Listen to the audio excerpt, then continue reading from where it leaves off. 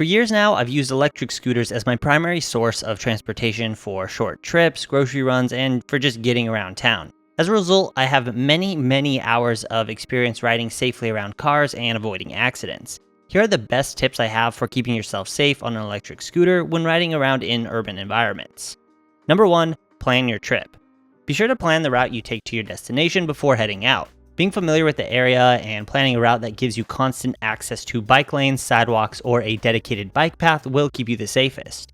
When I'm riding to a destination I've never been to before, I like to use the bike feature on Google Maps, which generally does a good job of routing you along the streets and paths that will be the safest for a two-wheeled rider. A phone mount can be useful here for keeping an eye on your route while you're riding. Remember, it's always better to take a slightly longer path that is safer than trying to save 5 minutes by riding along a road with no bike lane or sidewalk. I'll talk about how to ride safely with traffic if there aren't any other options in a minute, but do your best to plan a route that avoids this, especially if you're on a slower scooter. Number 2, ride with the flow of traffic. I'm sure you've heard it a million times, but I'll reiterate. Ride on the right side of the road whenever you can. This obviously is for countries where you drive on the right side of the road. I live in the United States, so everything I explain will be based on right side of the road driving. In countries where you drive on the left side of the road, just reverse everything I'm about to explain. Riding on the right side of the road will give you the best chance to be seen by vehicles and will keep you the safest. Cars pulling out of driveways and making right turns onto the street where you're riding will naturally look in your direction. I always try to make eye contact with the driver as I ride up so I know that they see me.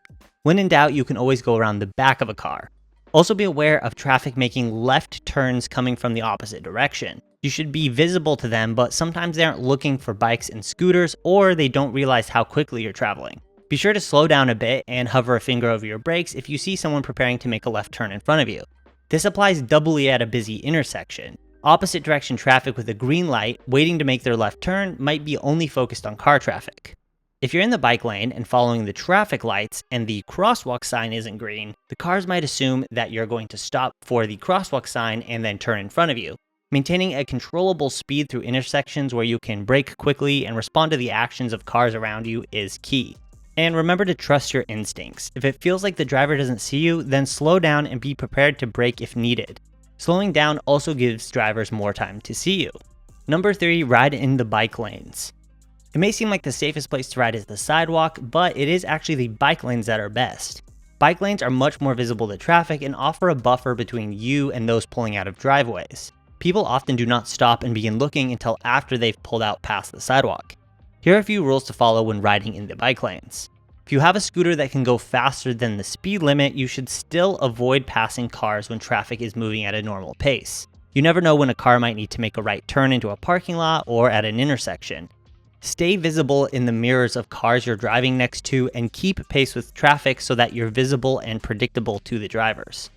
Passing traffic that is stopped or moving slowly is more acceptable, but avoid doing this at high speed when close to intersections, driveways, and other turn-ins. Be aware of cars parked next to a bike lane. Getting doored is probably the worst thing I can imagine happening while riding other than a full-on car crash. Leave adequate room between you and the cars parked on the side of the road. There should be enough room in a bike lane to stay away from parked cars and out of the road. If there isn't, or there's a car parked in the bike lane, consider using the sidewalk to avoid this, or sharing the road if your scooter can comfortably keep up with traffic. If you do need to ride on the sidewalk, be sure to lower your speed and be hyper aware of cars coming out of driveways. Also be aware of people on the sidewalks and be especially courteous to them by slowing down and giving them plenty of space. The ideal situation is riding on a bike path or other paths separated from traffic. If your city has biking or horseback trails, try to get where you're going using those as much as possible. Be sure to be courteous and ride slowly around pedestrians and bike riders. Remember that your safety is more important than the Karens who might not like you using the paths, though I have found that people often won't take issue with you if you slow down and smile as you pass them. Number 4, choosing the correct scooter. When purchasing a scooter or choosing which one you're going to be riding, you'll need to consider what the riding conditions of your trip will demand. For example, a few years ago, my commute to work involved going down a section of a one-lane road that had no bike lane, no sidewalk, and no shoulder. The speed limit of that section was 25 miles an hour, and I knew that as long as I had a scooter that could do 25 or 30, I could keep up with traffic for that section of road. This section of road included a blind corner, and if I was using a 15-mile-an-hour scooter, then I would have been putting myself in a lot of danger. Fast scooters aren't just for recreational riding, but can be essential to staying safe in non-ideal conditions. The reality is that a lot of your riding will have to be done in non-ideal conditions. American cities generally are not micromobility friendly, and you're required to deal with conditions as they are in the best way you can. I'll go over some other conditions that I've personally encountered and how to best handle them. First, riding on the left side of the road.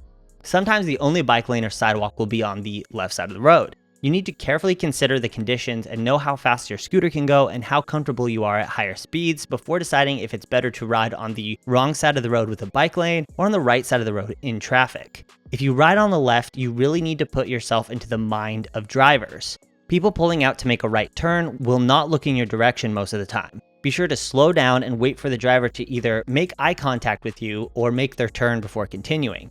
Again, go around the back of cars pulling out whenever you can. Look over your shoulder to the right when entering an intersection to check for cars making a left turn onto the street you're crossing.